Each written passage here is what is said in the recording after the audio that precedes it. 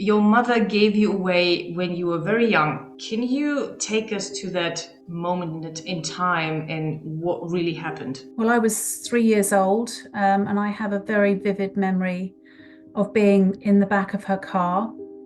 I was surrounded by black bin bags full of my belongings, um, and I wasn't able to really analyze at that age.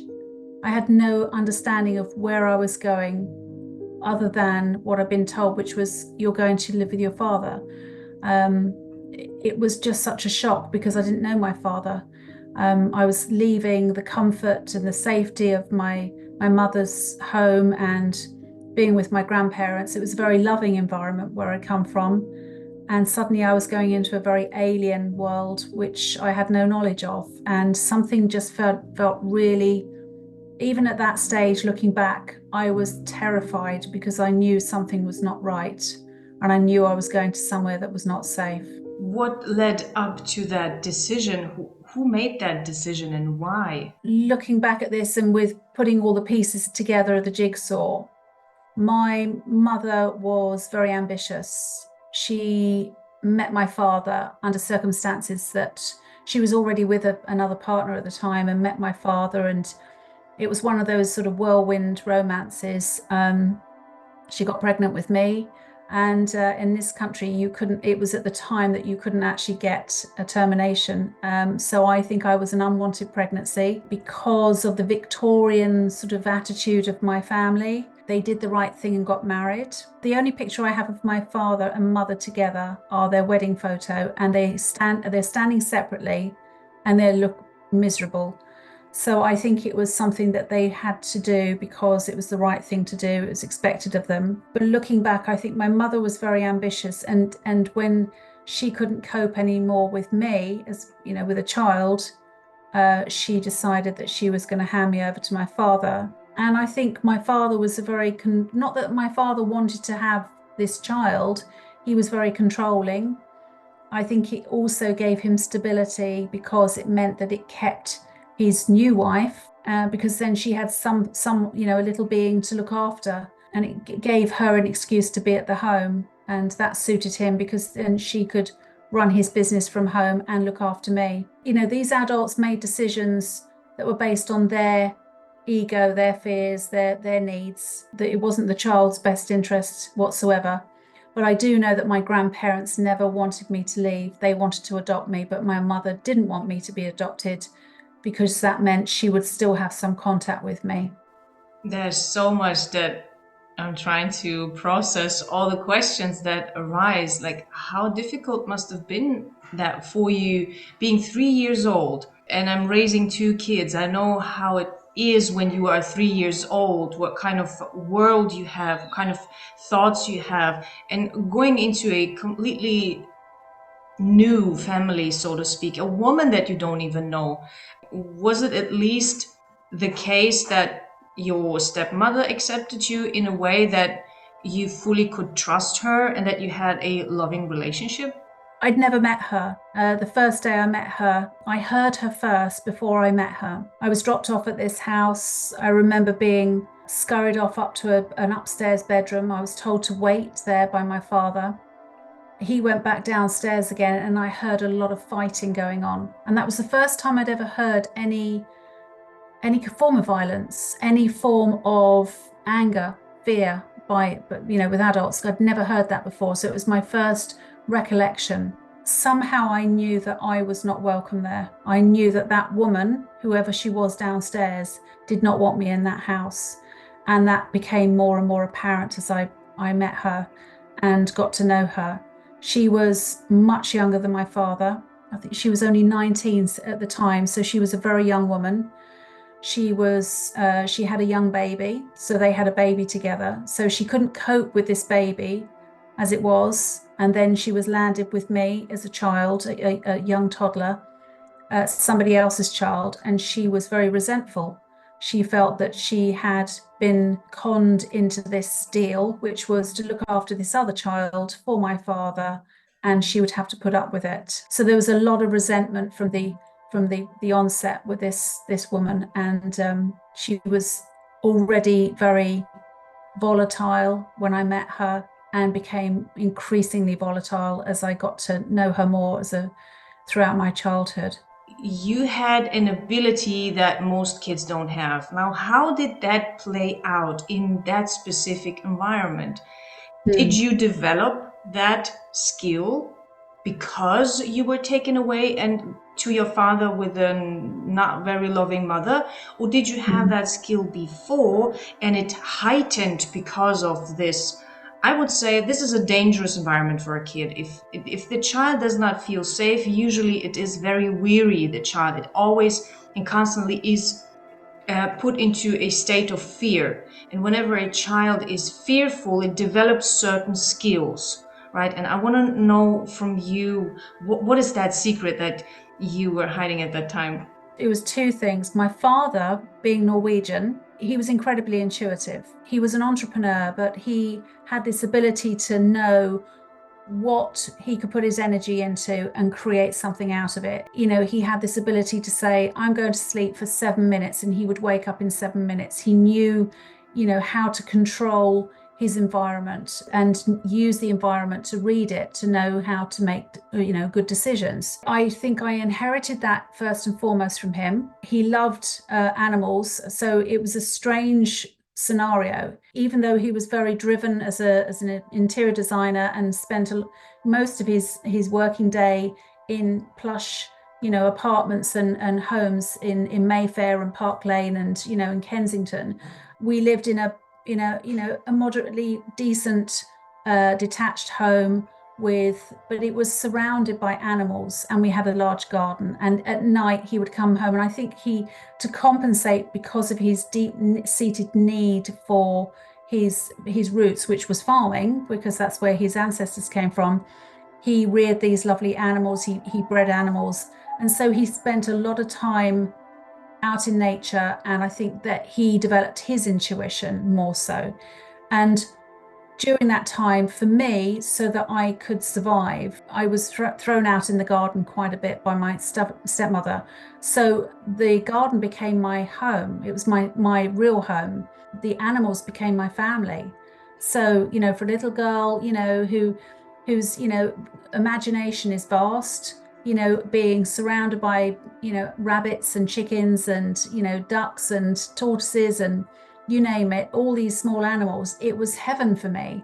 So I managed to switch off my fears when I was in that environment and really used my imagination to take myself into a very safe world. So I know that I created a lot of stories at that time, and used my imagination to enhance my world. But also I noticed that I had this ability to heal animals. When they were sick, I would nurture these animals to get them well again. And I didn't know how I did that. So I had this ability which I kept quiet about. I just didn't know whether that was something that my father would accept, but also it was a secret because I didn't tell my friends at school. My neighbors, obviously heard what was going on. People in the outside world really didn't have an idea, but people who were closer to us knew that there was something not right, something that was very, very dark and ominous going on. Now, how did this early experience kind of shape your understanding of the subconscious mind and its potential to not only overcome fears, but later on you developing into the coach that you are today? Because you have developed that skill further, right? Can you Yeah. take us through that process? What happened then? I realized that my father could do this to get solutions. And for me, it was necessary to survive. I needed to know how to avoid danger, in, pretty much all the time, and what I could do to appease the monsters that were in my world. And so I developed my intuition by listening to my inner voice. I had a lot of angelic experiences. I saw a lot of these experiences at night when in my dream state, and then I started experiencing them during the day. So when I felt unsafe, I would suddenly feel a presence, or I would, get messages through nature or my environment, which would show me how to keep out of danger. So I realized that I could find solutions as a child. And if I could do it in those much needed times, desperate times, then what if I could actually translate that into a language as an adult to help myself and others to find solutions when they needed help? And that's pretty much how it happened. It wasn't that I wanted to become a coach. I, as an adult, started to attract dire situations which were challenging me because I'd taken this mindset from childhood and I was replicating it as an adult. And that's just because it was sitting in my subconscious. It wasn't that I wanted it. It was there. It was uploaded and I couldn't get rid of it. So I realized that I needed to find solutions, and I applied what I did as a child as an adult and started to find the solutions to survive.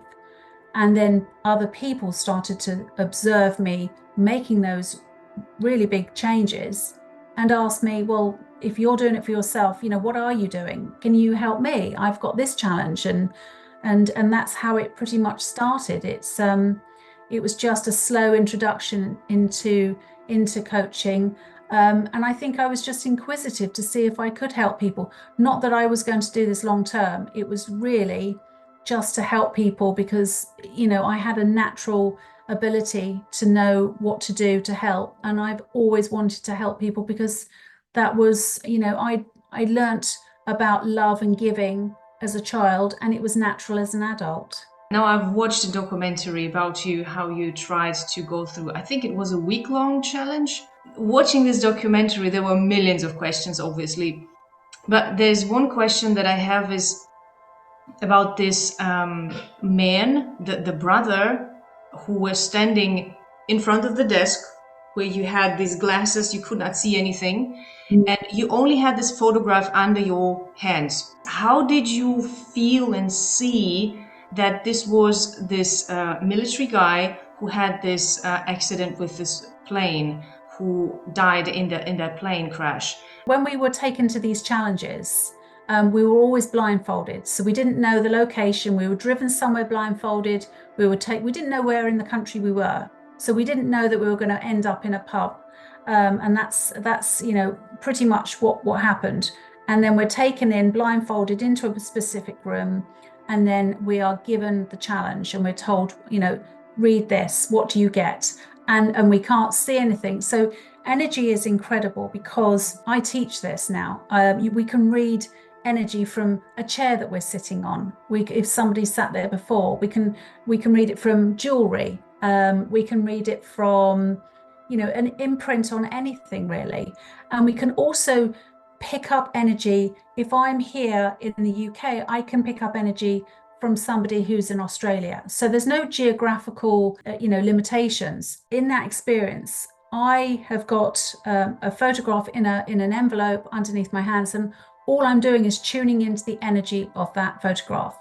And that is not a photograph that I'm tuning into. I'm tuning into whatever image is on there and what the energy is behind that person. And suddenly I remember feeling this juddering. I thought I was sitting on a washing machine or something. And then I suddenly realized I was in an aircraft. And I realized that the aircraft was going down. I still remember the feeling because I was terrified, but I was picking up on the energy of what was going on for that person who was flying that aircraft. And then I saw the aircraft go down. And then I was at another perspective. I could see it from a distance, seeing the aircraft going down into the trees and bursting into flames. I hadn't seen anyone at that moment. All I had recognized that there was something that was going on that was really deeply disturbing. And then suddenly I got this flash of this person. And when I took the mask off, that was suddenly the recognition point. And it's really profound. I find it fascinating how we can read energy and we can do this not because we want to be great readers and we want to be able to tell people, stories about what possibilities can happen in life, but we can get real tangible information from that. So just demonstrating that was really, for me, a way of saying we can all pick up on energy. And some of it is there to help us to make decisions, and some of it is just floating around because it's just energy and it's just messaging, but it doesn't necessarily affect us. It is quite interesting because when you look at the physical world, the quantum physical world, how it is built, it is said that everything is vibration, everything is energy. But when Mm. we grow up as normal kids, we learn to focus so much on the material side of the manifestation of the energy, so to speak. Yeah. And I believe what you learned as a kid, and it goes every time back to the situation when you were 3 years old and taken into an unknown, maybe even unsafe situation. You had nothing to grab on, so to speak, nothing material, nothing that would make sense to you. And maybe it heightened your ability to grasp the energy side. So that kind of realm or dimension of our reality, that you have found a way to tap into it easier and easier to really see things that other people would think like, how's she doing that? Like, how's Mm. that possible?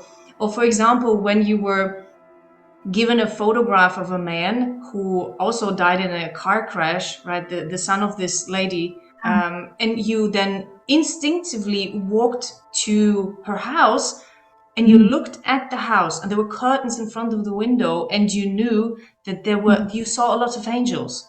And Mm. inside of her house, there were all around were angels, pictures, like little figures, everything full of angels. And you kind of saw that, you felt that. This is incredible how you can tune into your intuition in a way, and you had a lot of practice, right? And see things that normal people really cannot see. This is really, really fascinating because in my work, I do work a lot and deal with physics and quantum physics and vibration and energy in other realms. For example, with colors, with light, how does that behave, right? And everything Yeah. is energy, really. When I was watching this documentary, I was asking myself, like, what else could she do? For example, in this interview, when you, for example, look at me, is there something that you feel on an energetic level? When I tune into people, I always link with them with something that connects us. Because that I find that that grounds us and it enables us to do whatever work we're meant to work, we doing together. When we first started this conversation, was that next year you're moving into bigger and better things, that you've got a project or you're doing something you're expanding what you're doing next year. And it's almost like you're consolidating everything that you've learned up to date, and it's going to become something that's going to be much more accessible for people, or you're going to be able to get out there more. So there's going to be more visibility. It's been a nurturing project for you. And I believe that it's almost like having another child. You've treated it like it's been really beautiful for you, and you're very invested in it. You love what you do, and you do treat it like another one of your children because it matters to you. And I think that that's the significance, which is what I pick up on, which is what matters to you, what's meaningful to you. And that helps to anchor people, because when you bring the best out in people, then it can just be a conversation. Then they go off and then it ignites something in them that makes that happen more so. The funny thing is that all around me for the past month or so, everywhere I go, there are psychic people around me now that I kind of collect or attract. And I know what kind of moment it goes back to, what kind of mindset Mhm. shift happened for me a couple of months ago, so that I attract all those people who tell me the same thing, that Mhm. 2024 will be an explosion of my business. And it scares me. I'm almost at the edge of crying because, as you said, it has been a nurturing process for the past decades for me to Yeah.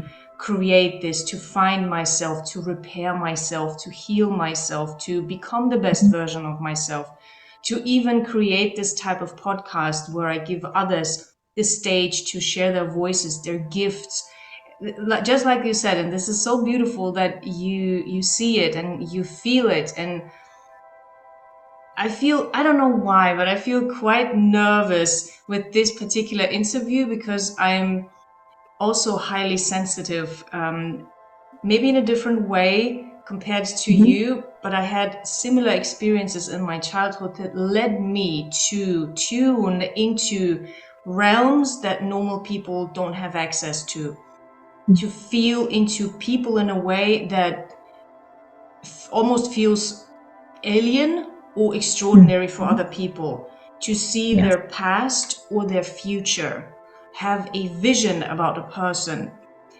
And I Mm. feel strongly connected to people like you. Because for the longest time, and you might have felt the same way, you feel alone because you don't know, Yes. can you talk about this? Can you share that with someone? Will they label you as an alien? Or what will happen? Will you be abandoned again? Just like when you were 3 years old? It's Yeah. How was that experience for you when you first decided to come out with your gifts and actually share it? Because the documentary is probably one of the major steps that you took to even release that on Yeah. TV, right? To showcase your skills and your gifts. And that's Yeah. both like a chance, but also a vulnerability, right? A kind of a danger. Yes, because two of my children were very young at the time, and it's very bizarre because the mothers in the playground at the school where my children went, they suddenly became wary of me. They all thought that I was reading their minds every time I entered the playground, and suddenly it was taboo to be around me. But actually, it helped me to identify more with who I was, and then people started to back off and think, actually, she's just a normal person, and actually she could help me here. And that's when I became accepted. I went through a lull of being very disconnected, disregarded by people. They were very fearful of me. Somebody actually called me a footballer's wife one day, and I thought, well, how can I be a footballer's wife? I think they just aligned me with television and thinking, oh, well, then she must be very wealthy and she must be living like a wag. And I had my life was so far removed from that. I was just an ordinary mum doing her best, helping clients, with healing and coaching and whatever. And it was just for me. I didn't have the belief or confidence in myself. And when I was actually nominated to go on this TV program, I was absolutely petrified to do it because all the other contestants were all senior members of, been working the circuit, been on stage, been on platforms, doing this kind of work for years. Whereas I was a fledgling. I just did this naturally. It came to me naturally as a child, and I had no formal training. So after that, I made sure I did my own personal perspective because I really needed to know, well, am I doing this for real? Do I need certificates for this? Do I need qualifications to show that I can do this? It made no difference. I was still doing it even after that.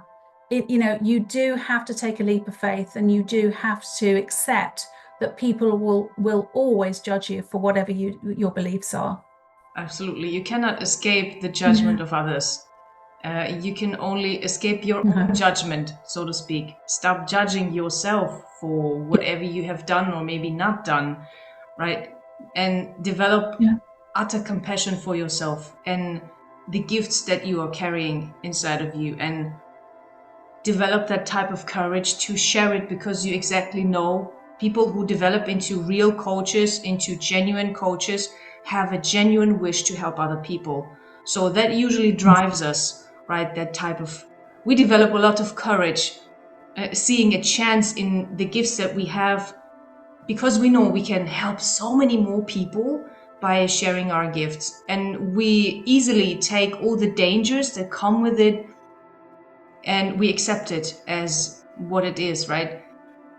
You've been working in more than 27 years now in your consulting. What kind of patterns or common themes have you observed in your clients who struggle, for example, with limiting beliefs or underlying assumptions or negative mindsets? What is the ground scheme of things that they struggle the most with? On the whole, people are just trying to do the best in life. And I don't necessarily see the patterns of destruction until so many of those cycles have played out and they realize that they're attracting the same kind of person that's probably not healthy for them, or they're still struggling with money worries, or that they keep having health problems. I think the common thing that I find is that they believe that there is a certain way of trying to find solutions, which is if I can just work harder, if I can just, appease this person more so, if I can just, try to overcome this with everything I possibly can throw at this. If they work harder at it, they think they're going to get a result. And actually, it's the opposite. Once we stop and we surrender to it and we say, right, something's out of balance here. What is going on for me right now? And what am I going to do about it? As soon as we take charge of that, then we need to reach out to somebody who is not necessarily connected to our program, somebody who's non-biased, they're not emotionally or mentally attached to you. So therefore, they can see clearly, and it needs to be somebody who can help guide you to look at what's going on subconsciously, because that's where these negative conditioning and underlying beliefs reside. They are sitting in the subconscious. So having somebody like myself to see and determine where it comes from, what's going on for you right now, and where does it come from, enables us to be able to help that person to find a course of action to be able to change that patterning.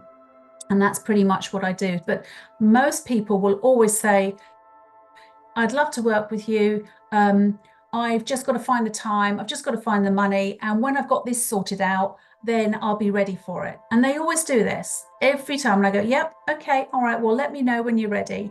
I don't push anyone. I don't say, yeah, no, this is what you see what's going on here. Everybody believes that if they get enough time, enough money, and they finish processes that they've got to finish off, so create space, then they'll be ready for it. But actually, what they'll find is they just keep carrying it. It's like walking around with a rucksack full of rocks.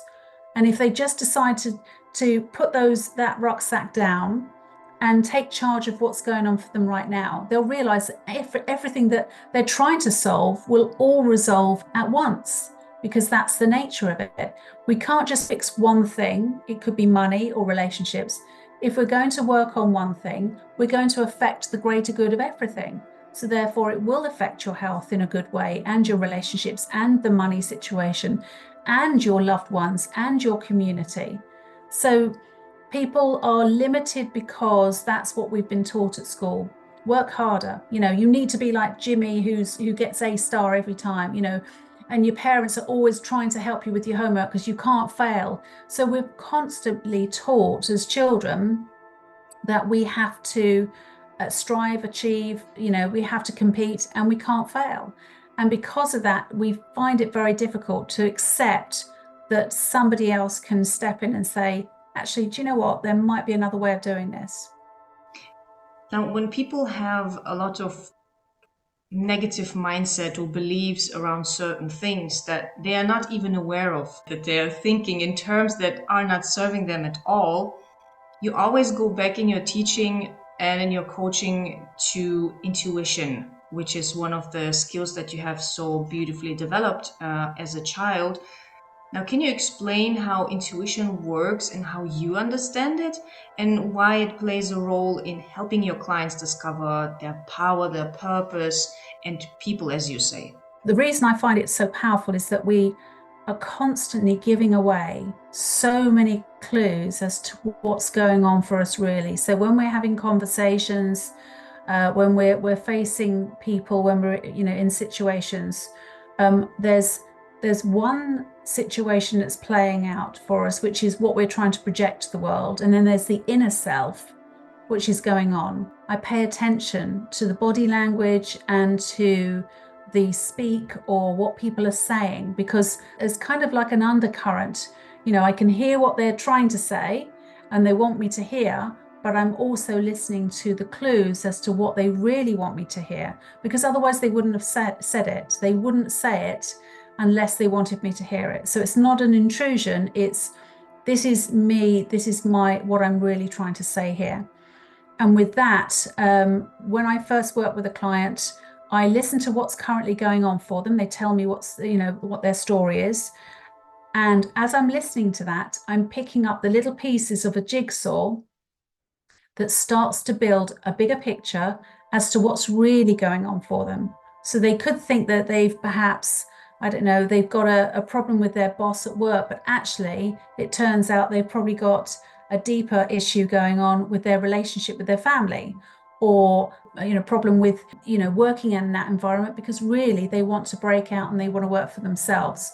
So I'm listening to the subtleties that's going on, and with that then we can go back to the root cause. We then look back and see where that links in their past. It's probably their childhood, and where that has triggered this problem now. And it's a really interesting concept, because what we do is we play with time and space. If you can heal something from the past, you alter how it reacts now, therefore you get a different outcome in the future. So that's how we can play with time and space, because we're working through the subconscious. So it's really important when we are having conversations with people. You can tell when you're having a genuine conversation and someone's listening to you, because they're tuned into you. You can feel that synergy with them. And people are very perceptive, and they'll know if someone's paying attention to them. But when they're not, there's a whole language screaming back at you saying, this person's really not interested. They're just chatting to you and just, killing time. So it's, if we learn the art of communication at a deeper level and become more intuitive, we can get far more out of our relationships, and we can read situations better that really do help us to be more successful. It beautifully combines now what you're talking about, the communication, the body language, the intuition, but also the listening.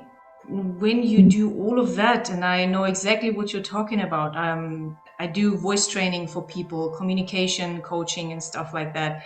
I have to tune into their body language, into how their voice sounds, because they can say one thing, but most of the time it's not what they mean, right? And many Yeah. people don't know how deep the levels actually can go, as to how much more information you can get from a person when you analyze more than just, or understand more than just what they are saying.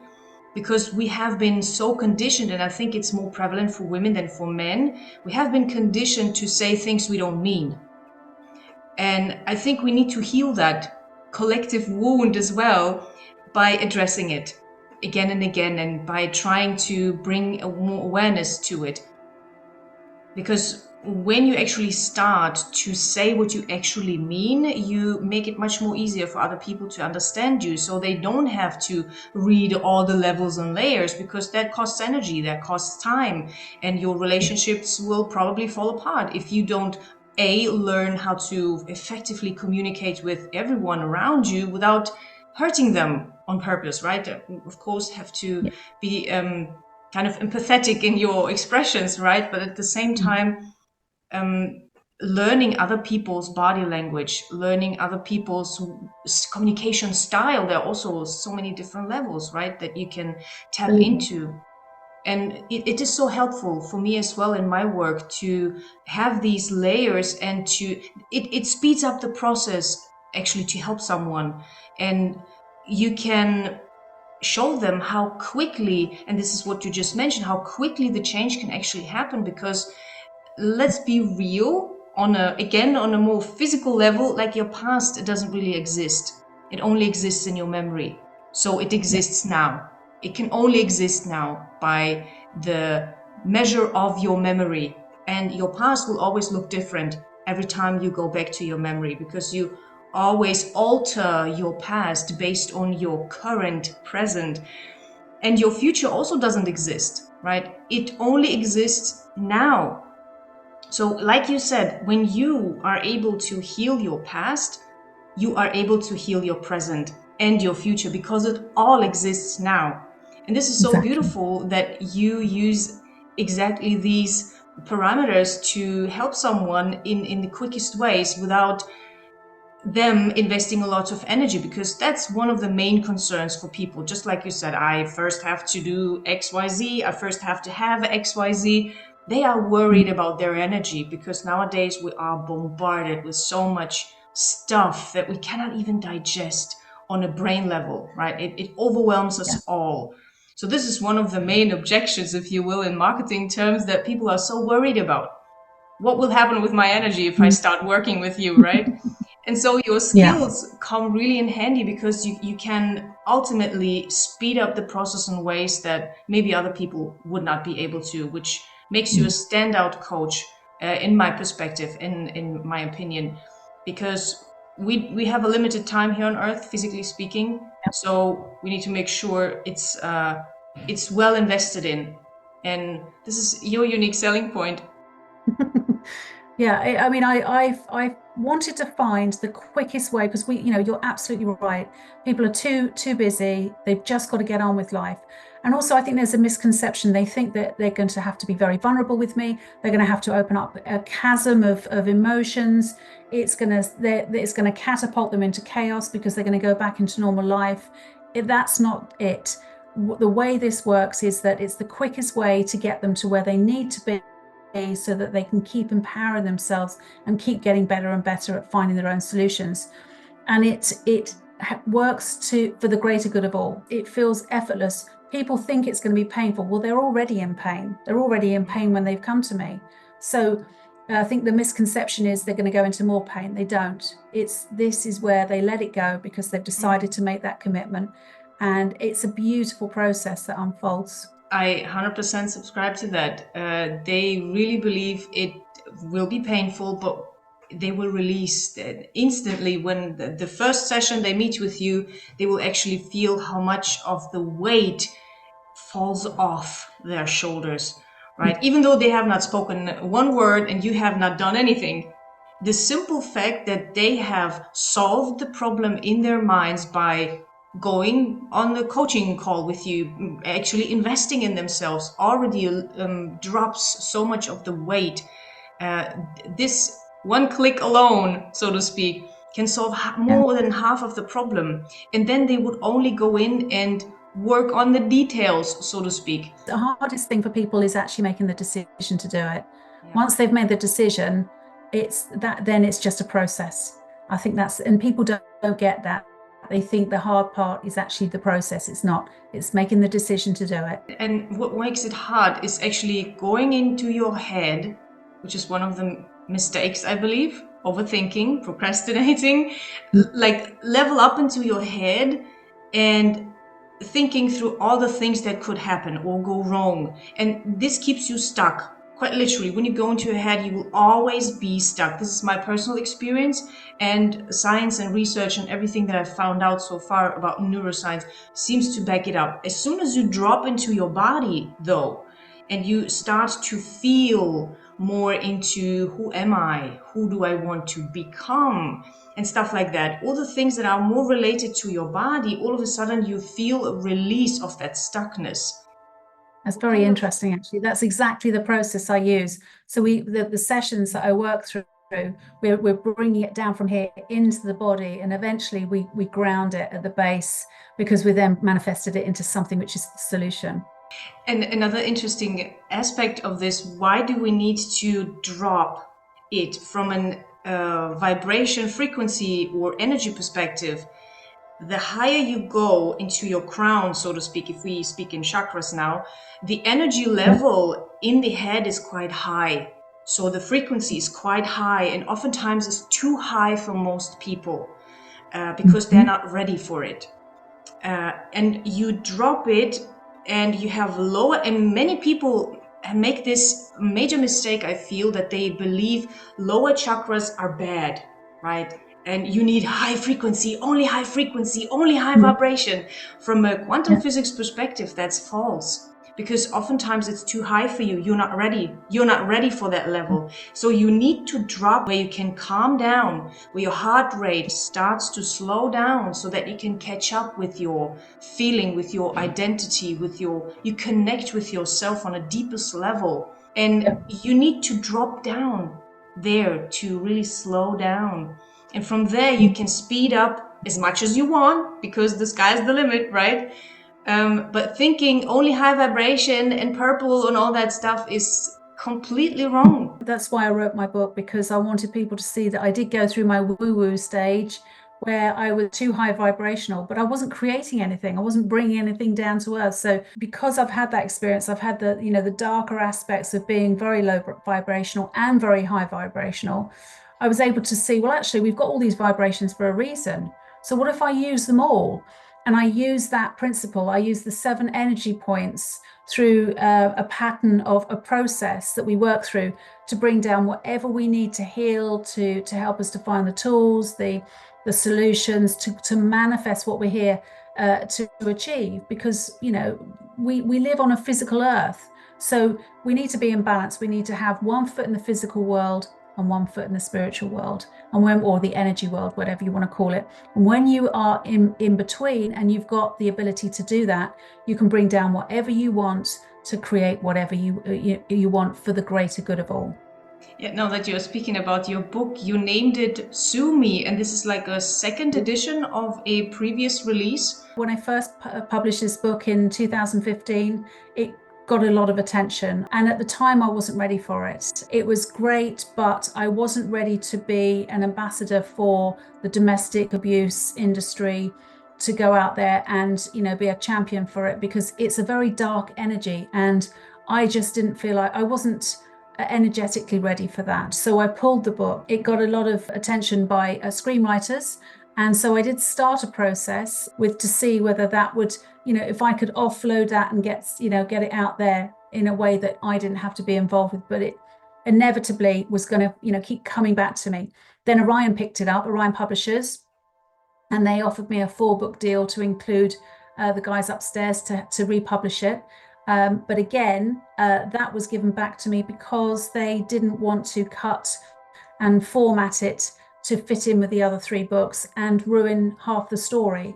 So it came back to me twice, and I realized that there was going to be a third chance, but I knew it was about timing. And this year I've gone through a life change, and because of that, I realized that actually I'm not going to hold back with this book. I was told that I couldn't, because of the publishing process. I'm not allowed to put dates in it. I'm not allowed to put names in it. I'm not allowed to put places. In fact, I can't put any of my story in it that alludes to anybody, because we have to protect the people that are perpetrators. And that's pretty much how we hide darkness in this life. And I just decided, no, I'm not going to do that. I'm going to speak the truth, and sue me if you want to, because it's time we stood up and said, actually, no, I'm going to shine this light in the darkest recesses of life so that people can't hide behind that anymore and commit these crimes and hurt people and, coercively control people and keep that darkness over the light of others.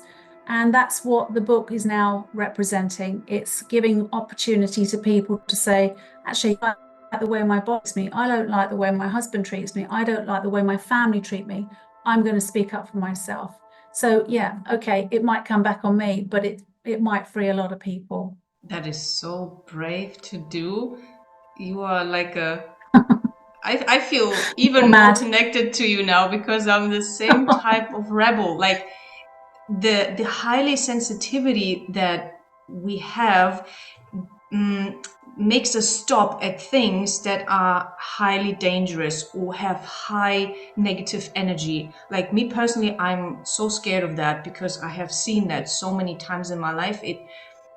It almost kills me, quite literally. On a physical realm, it kills me when I see things that are horrible because I feel that so much. And at the same time, I see myself rebelling against that and not wanting to stand by and just watch. Like that has never been, ever since I was a teen and came from Asia to Germany and saw a couple of things that were horrible in my eyes, and I felt so helpless, not being able to defend that particular living being, right? I drove a lot of shame onto myself that I wasn't able to help.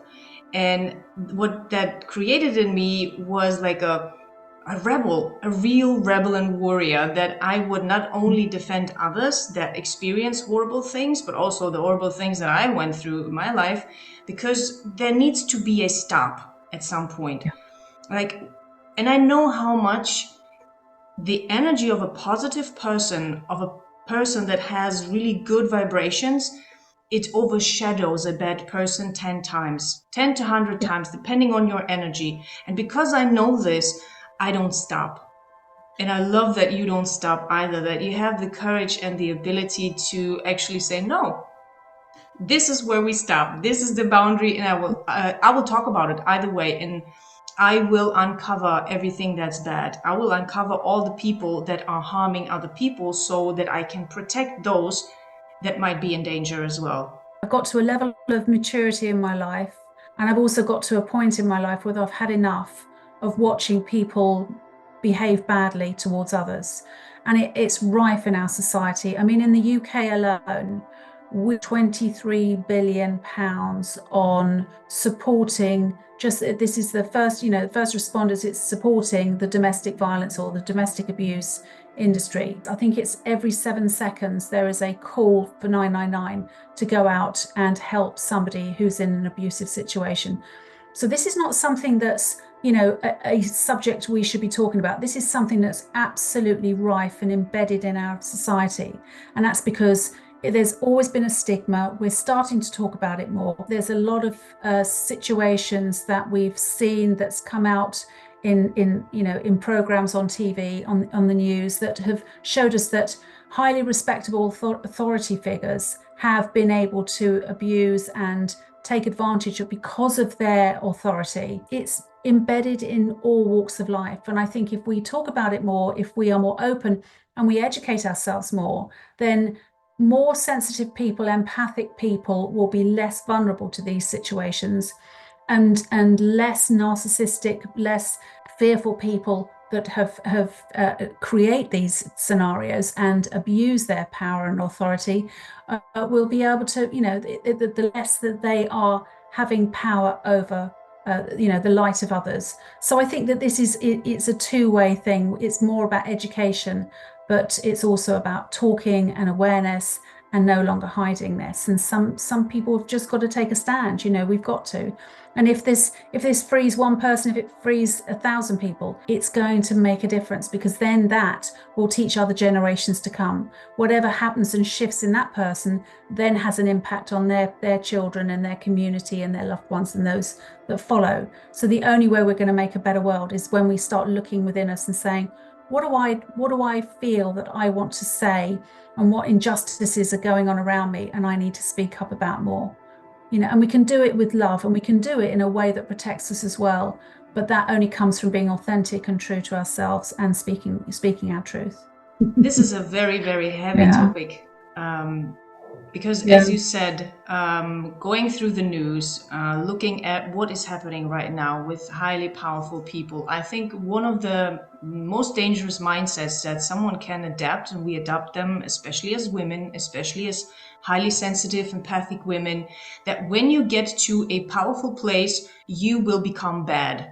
This is the overall mindset that many, many people share and think, I don't want to become too powerful, or I don't want to have too much money because then I will be bad, right? Because money is oftentimes also labeled as something very bad and evil. So I don't want to have anything to do with it, right? As an empath, as someone who wants to do good for other people. And this actually keeps us from moving into higher realms of power where we can do good. So in the end, we are more than cowards if we hold on to that type of mindset and don't revolutionize our own minds, first of all, into believing that the more power and money we get, the more good we can do. And this type of mindset shift needs to happen on all levels, for all people, all ages, especially women, because women, in my opinion, hence this podcast is for women, have inherently a very, very significant and tremendous power that they hold in themselves, the power of creation, the power of creating life. So we are born leaders. And I think that this concept has been torn down in a lot of work of decades and hundreds of years to make the woman weak. But what is happening right now is also diluting women's minds into thinking that you become powerful by becoming a man, by becoming masculine. This is the other lie, the diversion that they're trying to teach us women. But I think we need to step away from it and your work is also part of it because you use your intuition. You work a lot with intuition. You teach people how to get back into intuition, which is one of the strongest feminine powers that we have. Predominantly work with women. I've got a big empowerment group, which is women worldwide, and I run retreats for women, and I find that it's incredible when you bring a group of women together, because something ignites something in each and every individual that attends, and they go back into life and they have a massive charge of energy that they infuse into their loved ones, their communities, and that's something that's very unique about women. When you bring a group of like-minded women together, and they all have individual, ideas and goals and purposes, and they all have something very special. But when you bring them together, it's like they become whole and complete, and then they go back and they know what to do to create a better environment at home, or they just know the solutions that need to come about. And it's just an incredible thing that happens because they have a level of understanding how to nurture and bring the best out in each other, and that then helps us to keep that ripple effect going out there. So I love working with women because it has a far greater capacity to help have an impact on their own individual communities when they go back. And these women keep coming back to these retreats. I've just had to ask my website guy if he can stop the I'm already oversubscribed for my retreat in April in 2024. I've got too many people, I've got double numbers. And so, I know that every time they know that they've made significant changes and it's had an effect in their community. So they come back because they want to see more change and how to get lighter and more powerful, but they do it in a way which is infused with love. And that's what I love. There's no competition, there's no fighting, there's no trying to negotiate. It's all about just being totally open and allowing their true, authentic nature to come through. Yes, because healed women understand that there cannot be any competition because there's abundance, right? A Yeah. healed woman will understand that the power in her womb is the power of abundance to create a new life, to create opportunities for each and every child, for example, Mm. right? She will not and never decide, do I help this child survive or this one? There will be no competition, right? So Mm. I think growing and building a community with like-minded women who understand these concepts is enormously powerful. It will create an extreme ripple effect because a healed individual has a much higher frequency, and I agree. the diameter of her impact will be so much greater when she Yeah. taps into this ability instead of going ahead and trying to compete with another woman, being jealous, envious, or trying to do any of the masculine energy things that diminish her true identity, to her true ability to operate on her highest levels. And we Mm. kind of need to unlock that. I mean, that's the beauty of it. And it's effortless when women come together.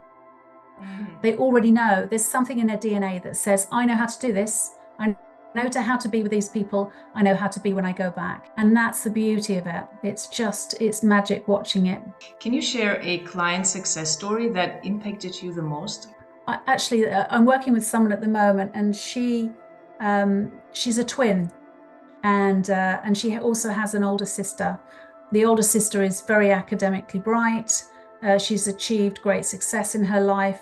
Her twin, she's very challenged by, because she's found a perfect relationship. They've got a little girl, and she had felt that she had nothing to offer. She was not doing very well with her job. She didn't really feel that she was achieving very much. She didn't have a good relationship with anyone. She didn't have, friendships like her sisters. And so she felt that she was failing at life. And when she first came to me, she said, I have no understanding what my purpose is. I don't know who I'm supposed to connect with. I don't know who my people are. And I don't have anyone. I see my sisters, they're succeeding. And during the first session, I remember her, she came she got this vision and she said to me, oh my gosh, I've just seen this beautiful beach and I don't know where it is, but I know it is a tangible beach. It's somewhere here in the UK. Now, the weirdest thing is that I worked with her for a couple of weeks and she got invited to go down to Cornwall to spend some time there with a friend. And she went down there, and as they went for a walk, they walked onto this beach and she said, oh my gosh, this is the beach I saw in my dream. When she came back, or when she saw, saw it in her vision, when she came back to me, she said, I'm moving to Cornwall. She had no money. She had no idea how she was going to do it. She had no understanding of how that would look. She applied for jobs. She got a job down there. She didn't have any money to buy a place down there or to rent somewhere, but she put something out on Facebook and somebody came back to her and said, I need someone to sit at my house or do a house sit for 6 months. I'm going off sailing and need someone to look after it for free. And so she had to live in, and she built a life down there. She built a community around her. She's got a fantastic job. She's an amazing manager now at a company, and has an incredible life. But she saw that and followed her dream, and she had no idea how to do it. She followed her intuition, and she created this whole new world that she has. And she's an incredibly empowered woman now. She's so different to the woman that I first met, which was this quiet little, very, very introverted, very scared individual who had no idea who she is. And today she has a team she loves to work with. She's changing the focus of this company. She's dragging it into this century, and she's absolutely fantastic. She's so dynamic, and she's just got a lot of love to give now. This is the greatest gift, I feel, that we can witness. When someone transforms in such ways, and you see, you already saw that everything in her, right? You already knew how her life could look like before she could even feel or see it. And when you actually see them trusting you and doing the work and actually going ahead and trusting themselves and realizing everything, it's the most beautiful feeling. I enjoy that type of feeling also the most. No amount of money could really pay back how it feels to create that type of ripple effect and make someone happy and fulfilled and abundant in such tremendous ways that they don't even recognize themselves looking back, like, that was my life 6 months ago. Oh my God. That was a whole different person. I love the way people look back in hindsight and they say, wow, I cannot believe that if I hadn't come to you, I never would have what I have now. And I love that they know that they had to do that. They had to make that decision. They made that leap of faith. And that takes great courage to do that. So I do take my hat off to people. It takes great courage to make that decision. But for me, I've done it so many times. I know I'm always going to get the end result I want, because I don't have fear, because I always know if we follow our intuition, we'll always get what's for our highest good. And it's really interesting that I even believe that you being here today is a sign in my personal life, which is incredible. I will not say much, but people will understand in the new year once this interview is actually released. You just mentioned your retreats, and I'm curious to know, when did you make this decision? Because you were a coach before, you were working, you had clients, you had success. When did you make that decision? Why did you think it was important to start with retreats? I've always worked in development groups and workshops since about 2008 I started, and I always did them around my home. It worked very well when I had children, young children, and also I love creating an energy space for women. This year, though, in particular, I decided on the 18th of January, the day before my birthday, that this was the year that I would create peace in my life. I had been yearning for peace for some time. I didn't know how that was going to end up. I didn't know what it was going to look like, but that's the gift I was going to give myself. And I got invited to a walking retreat in April. And on that walking retreat, I had an epiphany. Burnt out. I needed to change my life dramatically. But I had this incredible epiphany. And that's when I had to publish the book, and I saw the title of the book, the cover. I saw Sue Me on there. And I was shown that I would go back to that particular place and I would run 3 retreats that year. Left there. That was the April. By June, I had the first retreat and it was full. By August, it was more than full, and by October, it was double the number that had been in June. And I've always trusted this. Whenever I run groups, I work intuitively. I have an idea what I'm going to work with, so I have a spine, so to speak. So it's a kind of an understanding of how it might look, but it always just goes off on tangents. That's the beauty of working with intuition, because you're working with the energy of a group of women, and that's shifting and moving. It's like a tangible, soup of energy. And that's how I began. And next year I've got 5 retreats. I've got 4 in the UK, and I've got 1 in Finland, which I've been invited to run as well. So the retreats themselves have gone on to something bigger. I then came up with another epiphany, which was, this is a sanctuary for women. But what if you could create a sanctuary for women that supported women on a holistic level to help them go through the process when they are trying to leave an abusive partner, or they have left an abusive partner? Because it's not a sudden situation. You don't leave someone and then suddenly your life is transformed. There is a whole process that comes about from a woman going through the realization that she needs to change her life, to changing her life to that changed life. And we have lots of services that help out there at this moment in time, but we don't have enough with holistic services that help work with the subconscious to help that woman to look deeper as to, why is this happening to me? What's going on for me? And what am I going to do about it? So I came up with this other epiphany, which was, what if I could create this sanctuary that was a sacred space, not just one, but roll these out in every county in the UK and beyond, so that there was a place for women to go to.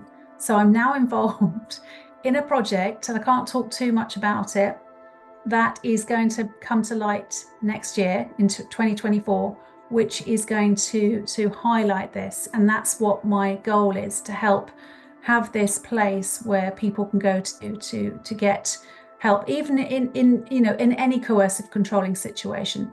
It's allowing women to find their light, to find their power and their voice and their people. So how are you actually running all those retreats? There's the beauty of that. I'm not going to do this. We're going to set up one, and we're going to set it as a precedent, and we're going to run it as a trial to see the end result, to see if this is going to be something that's really tangible. We're not taking anything away from the fact that there are lots of services out there that are needed. This is going to be in support of that. This is from a holistic point of view. But we want to do real studies to show that this is actually something that's needed, and then we can get funding. But also that there's a way that we're going to do this so that we can bring in practitioners in counties. There's lots of fantastic holistic practitioners and coaches out there, and this is their way of getting involved as well. So, that's the beauty of it. We're drawing on a community of people who are light workers, people are energy workers who want to make a difference, who can do something really tangible to help those that are in most need. To anyone who might want to be involved in this project, I assume that you can use all hands on deck, so to speak, to bring this project into rolling and really breaking out of the first season of what every project goes through, right? The first phase. Anyone who feels called to connect with you, I will leave all the contact links in the description below for you. And if you're interested in taking part in the retreats, even though I know you have a waiting list now, we'll also find the links on the description. Like, when do you open your retreats for more people if you are booked out for next year? Yeah, so I'm only booked out for April. We've got 3 more retreats in June, August, and October. And then we will be opening up the Finland retreat when we've got more details and when we've actually organised that. So that's in the process at the moment. So it is on my website. You can actually go onto the services page and find it under retreats if they're interested. Like you are involved in so many different things, um, in your mind, in your work, with your family, with the retreats. If you could have like one or three wishes from a fairy, what would you wish for and why? That's really funny you should say that, because just before this interview, I said, I want my magic fairy to wave this magic wand because this is what I want. And actually, this is, yeah, I am a workaholic. I love to give. And I think at this moment in time, I'm putting out there because I want to not work as hard as I am, but I want to create more. But the only way to do that is for people to help me. And that's actually happening at this moment in time. I have some incredible people who are very interested, who are helping to support this project and see the vision for what this is. So yeah, in an ideal world, I would love to be, embedded in this project, helping make this manifest, this into something tangible, so that it's a lasting legacy that I can leave. And that then makes me feel as if my job is done, because then it makes sense to what my life has been about. Like right before you were starting to talk about that particular retreat and project, I could see how your eyes lit up differently. And I almost felt and thought, this is the legacy that she will leave behind on this world. Yeah, Because I yeah, feel you feel so tremendously about this project. Just like you said, if this was finished, if this was a success, you would feel a relief almost of yeah, all the trouble, all the pain and suffering that you might have gone through.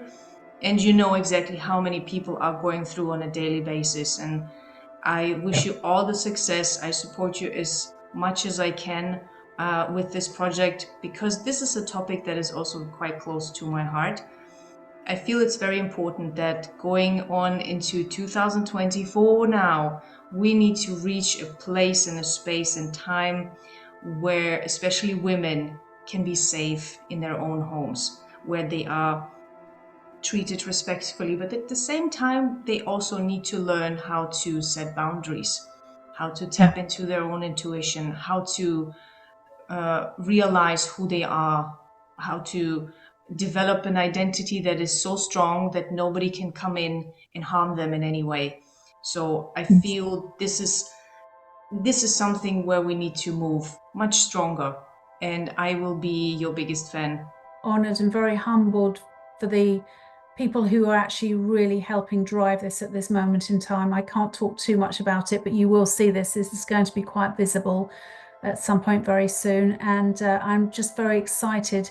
But also, it finally feels like I'm coming home, because it makes me feel that this is going to be the significance that my life is all about, which is to help make this, a better world to live in.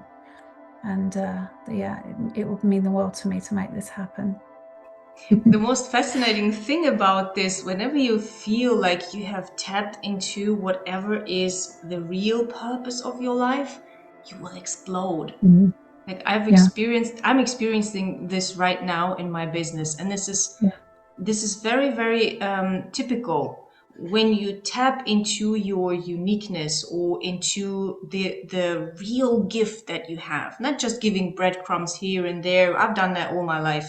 But as you said, when you were reading me, so to speak, next year everything will come together. This is it. This is it. When you pour all your ability, all your gifts into this one thing, it will come to fruition, because all your energy will multiply and you will attract people who will support you fully on this. And I mm, fully believe this will happen for yeah. you. Thank you. Yeah, it's an incredibly exciting project, and we're very ready for it now. We need this now. Thank you so much. This has been such an interesting No problem. conversation. This is the most beautiful part about the interviews and my job, to actually meet people that I've never met before. and the opportunities that open up because of that. So thank Yeah. you. No, you're welcome. It's been an absolute pleasure being with you. Thank you.